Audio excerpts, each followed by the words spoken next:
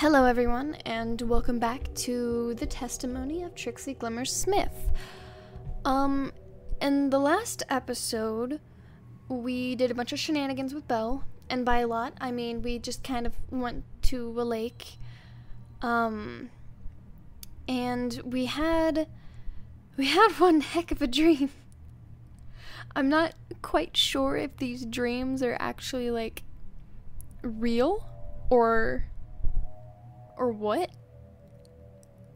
But I'm guessing that we're gonna end up finding out. I'm not sure if this is going to be the end of if this is going to be the end of this run. I will go back and do the other two characters, Heidi and Greg. But for now, I think we should just, let's just press on. I plunged back into consciousness and awoke, screaming and shaking. My eyes darted around my room. I was alone. Everything was as it should be. I was as exhausted as ever, as was my life now. After last night's dream, I was more intent than ever to simply let my problems slip from my mind. I decided to message Belle. Ooh! If I could get outside again, I could avoid dealing with Nikita for another day. Sorry, hun. I'm in a bit of a state today. I ended up in the attic mouse all night and now I'm fucked, basically. I refuse to get out of bed. Good job. It's my day off. Oh no. I hope you feel better soon. I'll let you rest. Trixie? Trixie. Alright. Belle's typing was pretty impressive considering she was hungover. Better than mine, even when I was sober. I sighed. Nothing could distract me. There was nothing else for it. I'd have to face up to Nikita. Right on cue, there was a knock at my door. Trixie Glimmer Smith, open up! I gulped. Just what I'd needed. This music. Okay. I'm gonna just give a quick shout out to the lovely person that created this music. This game is so much better off with it. I'm gonna just casually slide their channel link in the description. Y'all should, like, check him out. She was knocking pretty loud. Maybe she was planning to break in and kill me with whatever weapon she'd gotten a hold of today. I knew the knocking would attract unwanted attention if it continued. I couldn't bring more people into this mess. Nikita was my problem to deal with. I opened the door, accepting my fate. Trixie, have you seen my cardigan anywhere? As much as I loathe to admit it, you... Okay, it just skipped, but... You and I seem to have lost it, and you've been to Daffodil Lane, haven't you, Nikita? I could tell she had. She kept sniffing as if it was dealing with some allergies. Something seemed to click in her. As if she only just remembered what she had been doing all night. Had she totally forgotten about our fight? Oh. Okay, there's the sound of a weapon, but there wasn't one. Well, you might think that, but I couldn't possibly comment. You think you're pretty smart, don't you, Trixie? But no, I wasn't there, idiot. Look, Nikita, I'm going to stop you. I won't let you hurt yourself, and more importantly, possibly me. Oh, Trixie, you're far too late for that. I already have the exact position of the intersection between our world and the White Gate. The book Reaching Other Worlds was most illuminating. The midpoint between the 3 standing stones in this county. The cottage on Daffodil Lane. I need only bide my time and wait. And then the throne will be mine. Wait, what? Silence, witch. I have already said too much. Suffice to say, my ideals have been vindicated. While you gawped at ghost hentai, I studied in the library. Your fate is of your own making, Trixie. Maybe you should just accept that I've won. I will sit on the throne, not you.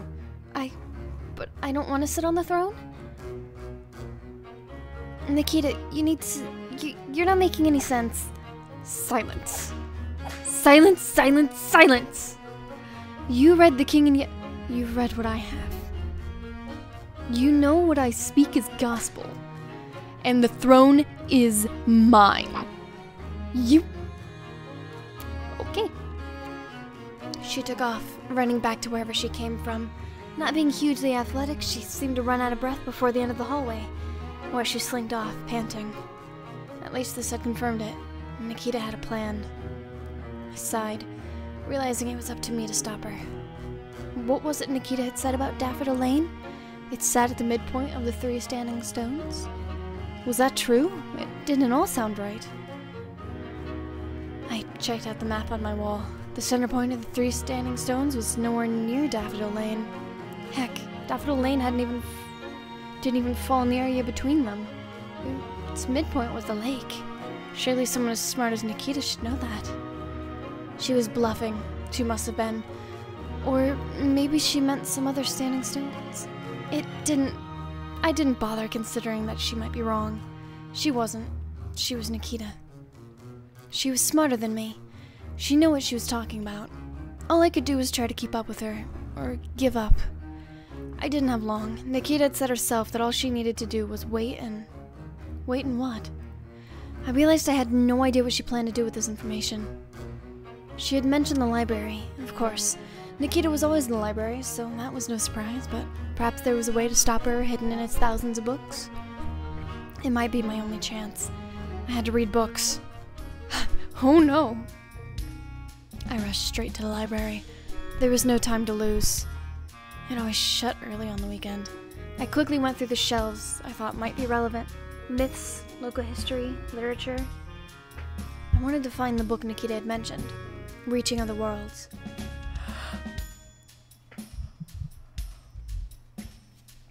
I'd never heard of it before, but it sounded like it would be of use to me too. Reaching another world was Nikita's aim, after all. I found the shelf it should have been, and there was nothing. Nikita must have come here first and taken it so that I couldn't find out how to stop her. Or she just checked it out. Or is that not a thing there? I panicked. If she was actively trying to stop me, there was nothing I could do.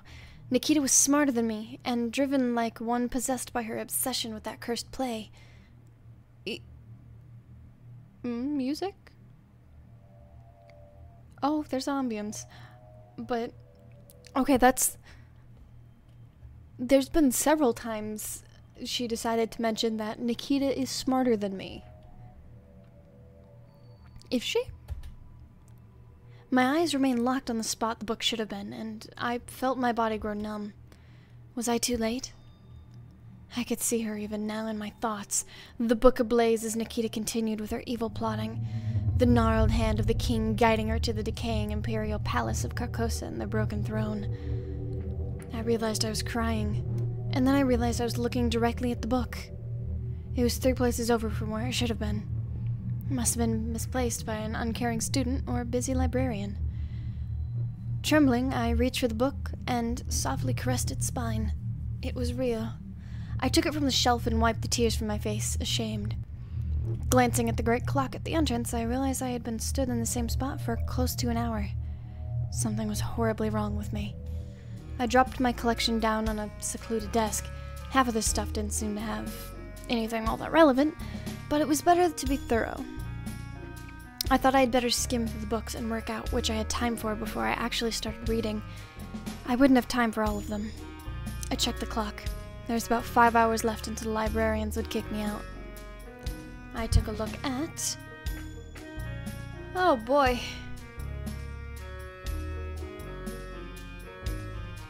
Well, I think we need to start with Reaching Other Worlds. Reaching Other Worlds seemed to be based on the Dark Age grimoire written by a bird scholar at the tail end of the age. Nikita seemed to be set on reaching Carcosa. I thought this might help me understand if that was possible, or how she planned on achieving it. It was short and would only take an hour to read. Yes. Reaching Other Worlds. Endless worlds weave and twist through reality, unreality, and the forbidden places between. Only at points where these strings draw close can one pass through to the other side. A powerful psychic beacon is required to pull the two worlds taut and intertwine them for long enough for crossing. Bleakwind's spire is said to be the brightest of these beacons, at least in our world, but in its current ruined state is useless. The carrion crows of Blackwood of Brennenburg would use their own natural psychic influence to shield themselves from the horrors of the Brennenburg succession wars.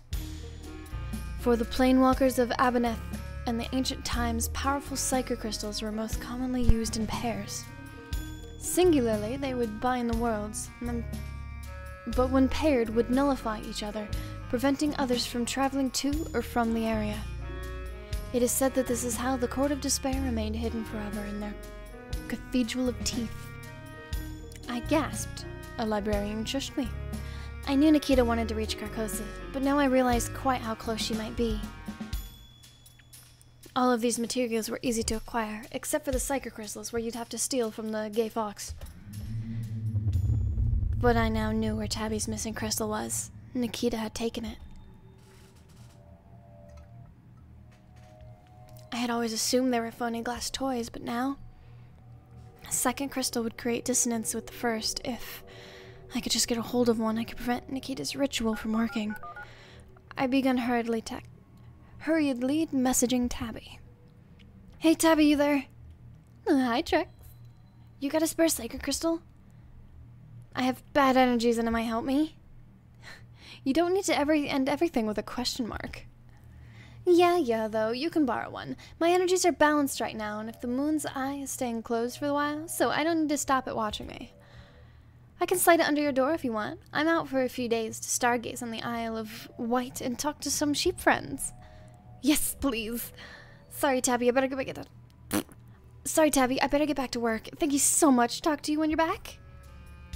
Okay. I put my phone away without checking for a response. There was no time right now, but at least I was making some progress. Things didn't seem as hopeless. I checked the clock where there was about 4 hours left until the librarians would kick me out. I took a look at...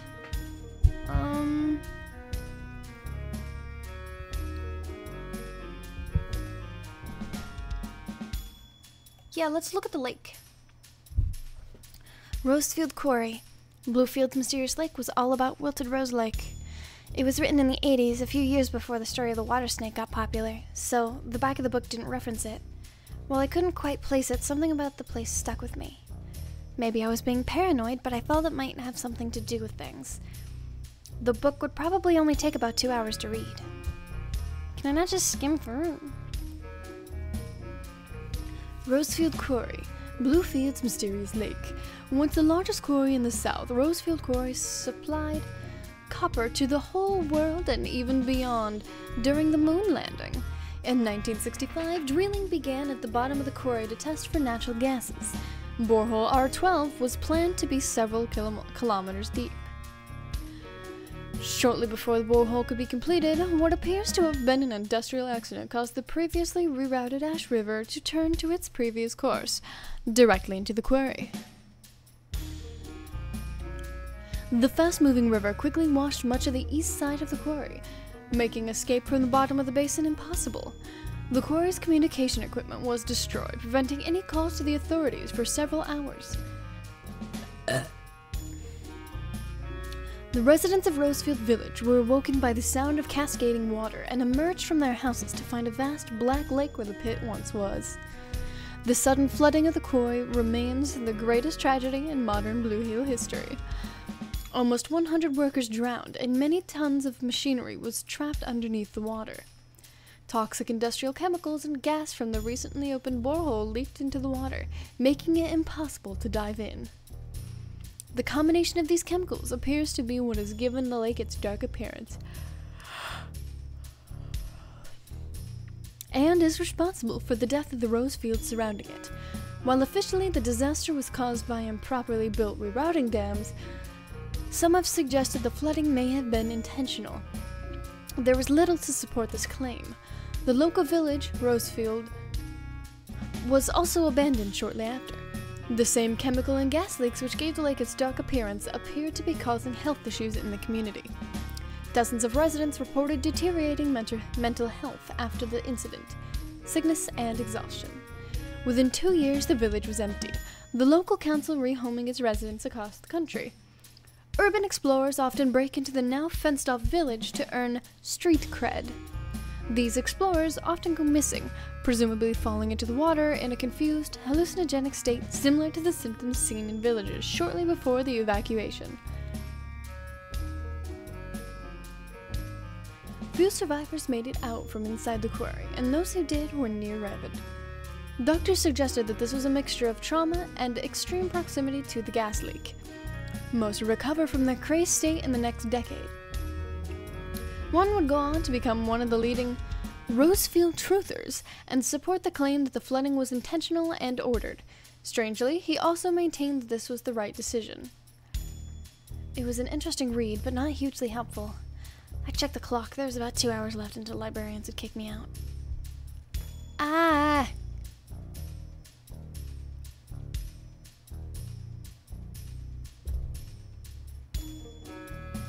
Cryptids. I guess a cursed play. That seems to be the obvious choice.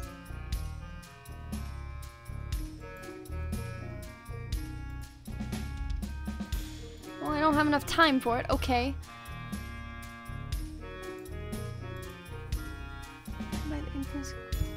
The Wilhelm Notes was a collection of notes written by the infamous Grand Inquisitor Wilhelm, traitor to the Inquisition and supposed author of the original transcript of The King in Yellow. It was a pretty poor translation, and the original text was near incomprehensible to begin with, so despite its short length reading, this would have been about 3 hours. Great. No time.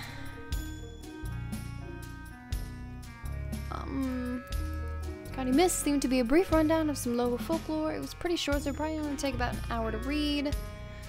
Another book. How about you? The Great Crusade looked like a rather dry history book. I knew most of this stuff already. I don't know why I picked it up. It was bulky and would probably take 2 hours to read.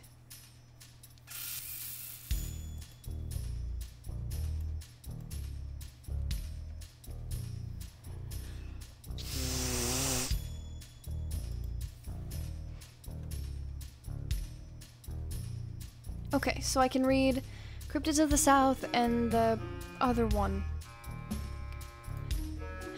Read Cryptids of the South. Clayton Wimberly, the five-faced eye stabber. A five-faced squirrel with an eternally spinning head. He spits and screams from his many mouths as he tries to stab the left eye of his victim. Though there have been no record victims of Clayton, one man claims to have been killed by him, but later recovered.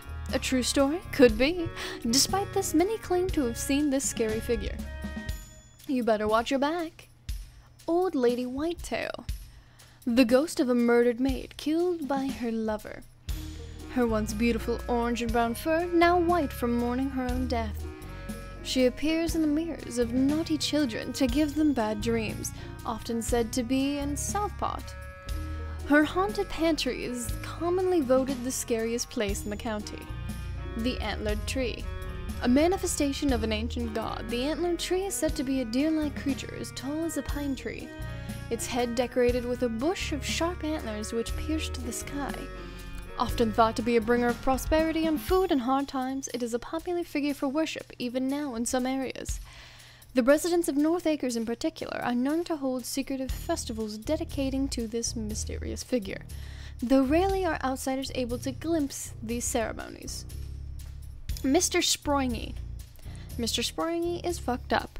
We don't know what's going on with this guy. Was that supposed to be Parsnip? Is Parsnip Mr. Sproingy?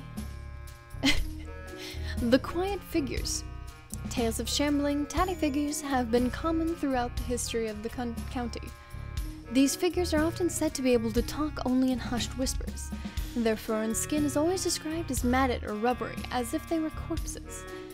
The reanimated dead? Who knows? Reports of these figures seem to often coincide with the disappearance, leading many to believe they might be possessed or reanimated bodies of those who go missing. The Furlock. Stalking travelers through the forest, the Furlock is said to be a primitive, immortal, prehistoric creature covered in long fur, and with a big bushy tail. Some kind of wild mutant squirrel? Maybe. Dangerous? For sure. The Altered Beast. Wait, the Altered Beasts? Where have I heard that? Anywho. Supposedly living deep within the bowels of Standing Stone Barrow, the Altered Beast is said to have once been a rat who wished to experience new and horrific pleasures. Supposedly a hulking beast of sinew and bone, the beast's appearance is enough to transfix and terrify any who look upon it. First reported in 2002, the beast is supposedly seen exiting the barrow by moving its heavy stone door with ease. A brief attempt was made to head into the barrow and discover the beast, but the party had to quit after realizing they had been exploring fallen stone barrows 700 miles north by mistake. Ah, yes, the water snake. The Wilted Rose water snake. In the 90s, reports started to come in of a strange serpent living in the flooded Wilted Rose quarry. Perhaps an ancient creature uncovered by the R12 borehole, or perhaps merely the tentacles of a far more horrible being. Until we get some photographic evidence, we just won't know. Rereading that wasn't a great idea. It was almost entirely useless in stuff I already knew. I checked the clock. There was about an hour left until the librarians kicked me out. I took a look at... I forget which one. Was it you? 2 hours. Bluefields County Myths seemed to be a brief rundown of some local folklore. It was pretty short, so it would take an hour to read. Alright, read. We can always go back and read the others. Bluefields County History Society presents Bluefields County Myths, North Acres, and the Dark Age. Like much of the county, Overton suffered terribly from the famines brought on by the Dark Age. Their troubles were short-lived, however, after the arrival of a strange guest. Not much is known about this mysterious visitor, but the locals supposedly used their help to contact a strange and ancient entity of the woods, the Antlered Tree. After this, their woes were no more, and they waited out the end of the Dark Age in comparative comfort. A rare occurrence in those terrible times. Did the Antlered Tree bless the village of Overton with a successful harvest? Unlikely, given the village imported all of its food. Did it simply gift them with food? Maybe. This was an entity, simply a story to cover up Overton's true evil. Preying on travelers and raiding nearby towns? Probably, according to most scholars. But even so, the area remains shrouded in secrets. Perhaps there was more to it than meets the eye. The Tale of the Man and the Witches. A local man wished more than anything to be beautiful and strong so that he could woo local damsels. He sought out the Salt Sisters of Portsmouth, but the witches only laughed and cast a cruel spell on him. The witches then summoned evil void wraiths to chase the man away into the wilderness, where he succumbed to the witch's terrible hex. Some say this man would go on to become the terrifying Mr. Springy. But this is obviously untrue, as Mr. Springy is way too fucked up to be in a silly kid's story. Tell that to Parsnip. The Screaming Sewers of Bluefields Town. Bluefields Town was briefly re-established as the administrative center of the country under the Brunensberg dynasty for several years, while London was rebuilt after the Inheritance War. Several buildings from this period remain, sporting classic Brunenberg architecture. The town hall, gallery, and flower gardens being particularly distinctive examples. Of course, not all of the emperor's influence on the town was positive. Many rebellious locals were dragged to the city dungeons during his brief reign here. Screams and wails were said to emanate from the town's sewer system as his terrible torturers pried the poor prisoner for information.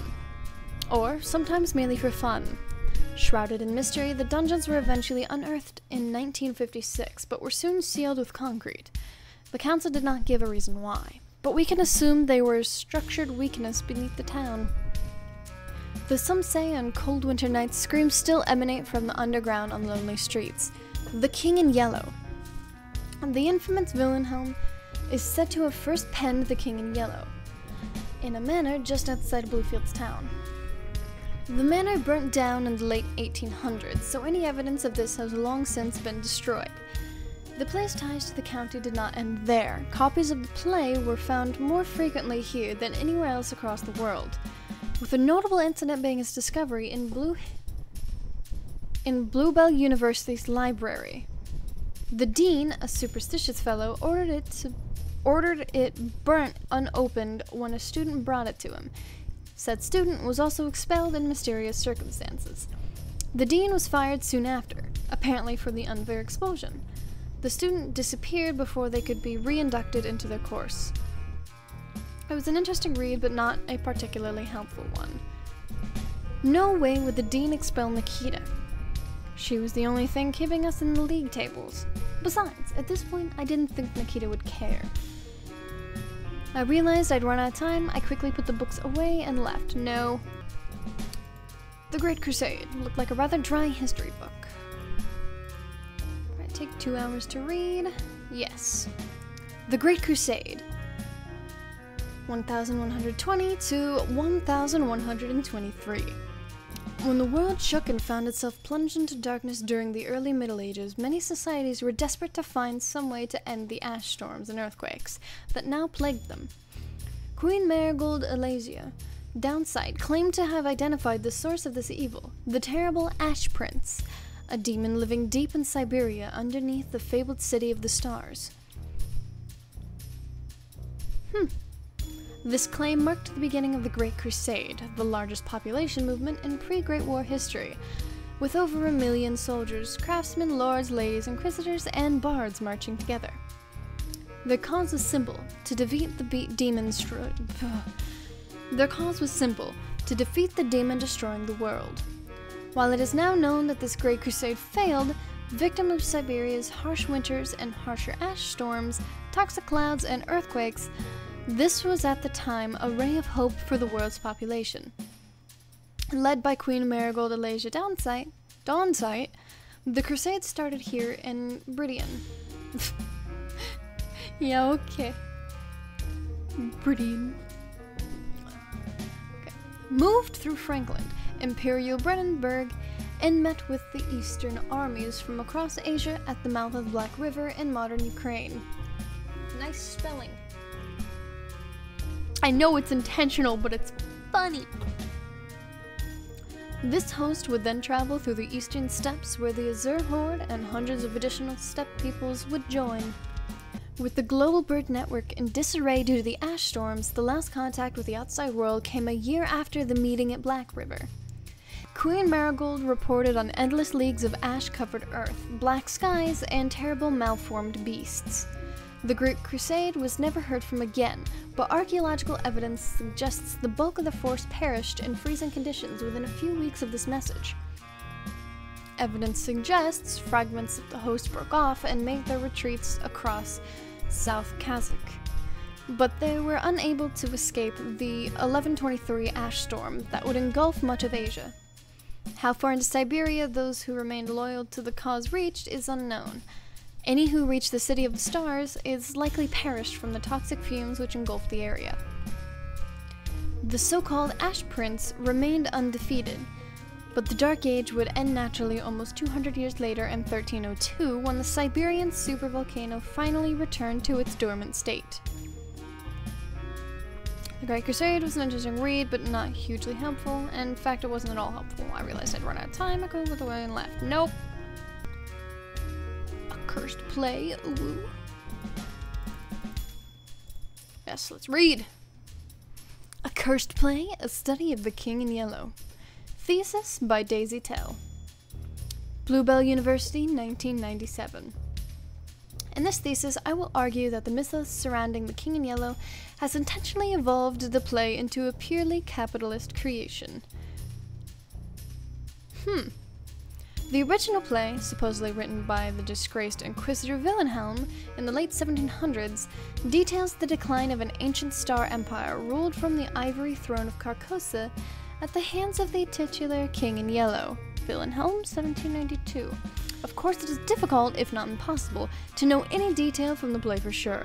Our only source of the original text comes from Wilhelm himself in his infamous notes, and it is well known that he was quite mad by these times. By the time these were written. Readers of the play often talk of the yellow sign, a sigil spoken about in fear throughout these sources, though most notably in the accounts of Polo Palacio. The sign is supposedly used as some kind of mark, branding those who know the play or drawing new readers to it. Commonly, this is depicted as a simple eye design, a long pupil extending outside the bounds of the eye itself. Some depictions are more abstract, although these seem to be in relation to the specific 1876 printing of the play, which was widely regarded as a fake.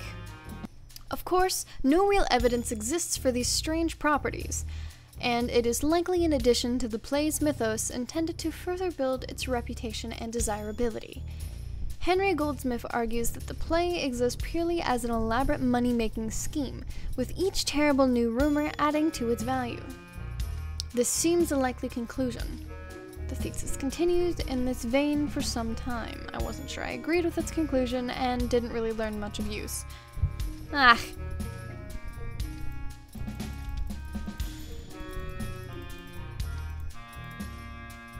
Okay, what was the other one? Wilhelm notes?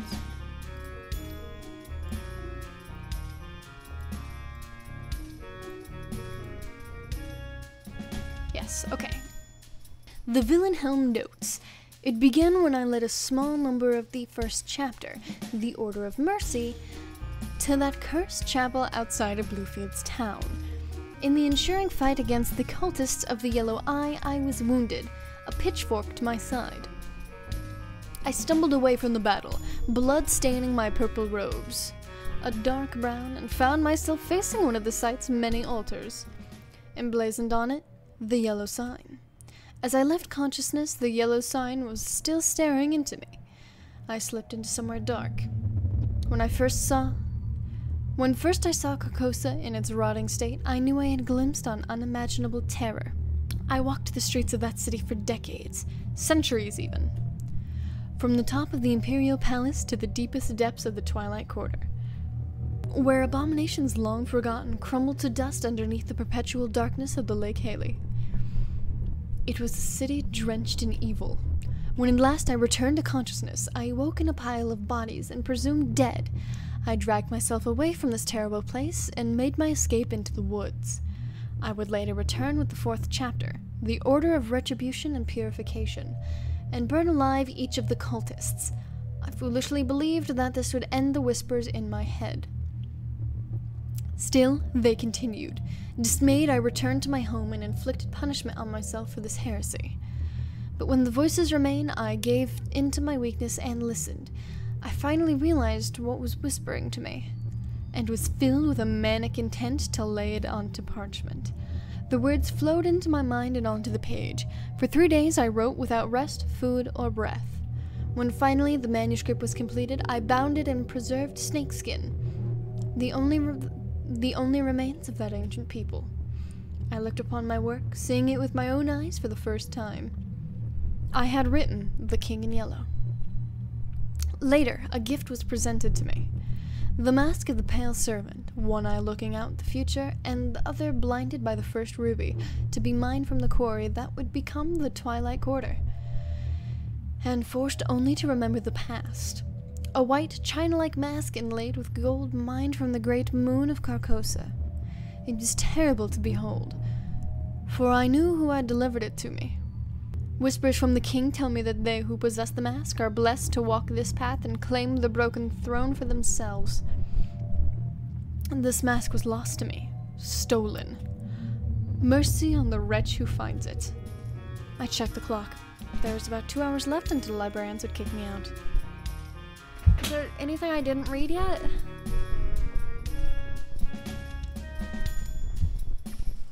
I think I read everything. I was really tired of reading. Half the stuff seemed completely useless. I was about to give up, but in second thoughts, was I really done? I ended up back at my room. I just needed to sleep. This week was killing me. When was the last time I had slept properly? I walked through my door and almost tripped over something. There was a little velvet bag on the floor. Someone had slid it under. Oh great, has Nikita been sticking anthrax into my room or something? It's the crystals. I nervously picked up the bag and was relieved to find a hard crystal inside. This must have been Tabby's Slaker crystal. Oh, thank you, Tabby. You're a lifesaver. Possibly literally. I carefully put the crystal into my bag. It might be the only thing that could help me. I was going to have some noodles to eat, but I couldn't get the packet open without scissors thanks to my weak little arms. I remembered Nikita had stolen my scissors, putting a stop to my noodle meal. Not her worst crime so far, but wait, why can't you just use the tacks? I see these suckers over here. Why, you can just take those. Actually, you're a rodent. You have teeth that you can use. Okay. I remembered Nikita had stolen my scissors, putting a stop to my noodle meal. Not her worst crime so far, but probably her most annoying. In the end, I just had to eat crisps. This week was really taking a toll on my diet. I needed time to digest what I had just read. I was too tired to do anything impractical to do with Nikita tonight. No doubt she was slinking around the university or holed up in a room plotting. That night, there were no dreams. There was only darkness. I woke up as tired as ever, and I wanted to check the internet for news, convinced I'd find a photograph of disheveled Nikita being bundled into a police van after committing some atrocity in the name of the broken throne. Fortunately, it looked like Nikita hadn't been arrested for any terrible crimes. Unfortunately, this meant she was still my problem. Yesterday, Nikita, well, not admitted to being a Daffodil Lane, but it was fairly obvious she had been. I was pretty sure she wanted to open up a portal to the White Gate of Haley in that cursed basement. I needed to know if she'd had done anything there. Maybe I could find a way to stop her. I had some sugar flakes and got ready for another long walk to Daffodil Lane.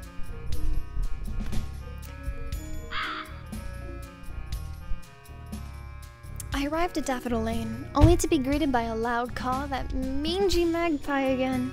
The caw sounded like it came from near the creepy cottage, as if it was calling for me. I tried to spot the magpie, but they were nowhere to be seen. Oh, parsnip. Hi, Trixie. Fuck. I span around and scream. Directly behind me, less than half a meter away, stood Parsnip. Oh no! Please no bad words! This is a no-bully zone! Sorry, Parsnip. You just scared me is all. I didn't expect you to be stood directly behind me like that. No one ever does. I'm very quiet. I couldn't help but feel slightly creeped out by that. I turned around to look for the magpie. I was sure I could feel their beady white eyes locked on me, but they were nowhere to be seen. Hat trumpet! Reluctantly, I turned back to Parsnip, who was grinning excitedly. I noticed he had a picnic basket with him. What's the picnic stuff? I'm having a picnic! Would you like to come, friend? Oh, that face. I know he's terrible, but come on. I was kind of hungry, but I felt like I should probably get on with stopping Nikita.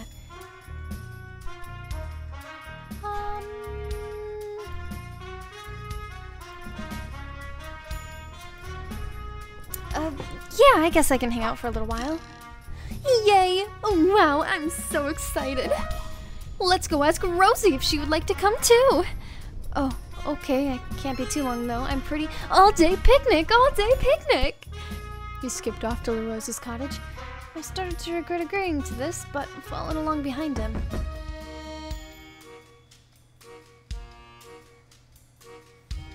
Oh, this is when... Okay, in Parsnip, we broke into LaRose's house and stole her candles while she was taking a shower, which is... or bath. This is what this looks like. I don't know what a bat in the wooden pines look like, but, Anywho, I eventually caught up to Parsnip. He was knocking at LaRose's door and bouncing excitedly. I saw LaRose peering out of the window between a crack in the curtains before reaching back into the darkness of her cottage. I got the impression she didn't want to be involved. I don't think LaRose is home, Parsnip. Maybe we should get going. There was a loud crash from inside. Fuck's sake! I don't know why I made her Australian. Fucking easel cunt! If you're not going to stay standing up, then why even live? I heard the distinctive sound of an easel being snapped in half. I think it was an easel being snapped in half. I'm not sure what gave me that impression. You're right. I don't think she's in. I was starting to doubt how much Parsnip existed in our plane of reality. I guess it's just you and me, friend. He pulled a friendship yarn out of his bag and waved it at me. You still have yours, right? Right. I rummaged through my stuff and pulled out the yarn. It was slightly worse for wear after a few days in my bag, but Parsnip's face lit up nevertheless when I gently wiggled it. I'd never throw away this present. Yay, oh yay, what a great friendship. I was glad to have diffused the situation. I didn't want to get on Parsnip's bad side. He seemed slightly unstable. Let's get on with our picnic. Follow me to the wheat field, friend. The wheat field wasn't a great spot given that the wheat hadn't been cut, but it was at least somewhat shady in between the crops. Parsnip had giggled as he trampled through the field as his picnic spot. He seemed to find running through the field of wheat strangely naughty. Though part of me thought the devious giggling and secluded spot may just have been because I was about to be murdered. I quickly shook those thoughts off, intent on trying my best to have a nice time. Parsnip started to unpack his picnic hamper. I have to admit I was slightly dreading what he might pull out. To my surprise, what he did get out looked really good. A tray of cupcakes, each decorated with different colored icing and sprinkles. A few even had chocolate chips and flakes in them. Things were looking up. I'm gonna leave it there because we all know this is gonna end terribly. So, I'ma just hit him with that. Boop. Y'all tell me if I missed anything. And I hope you enjoyed this episode. If you could have a picnic anywhere, where would you have a picnic? And who would you bring with you? It could be literally anyone, even if they're not real. But, yeah. Thank you guys so much for watching. I hope you guys are enjoying this series.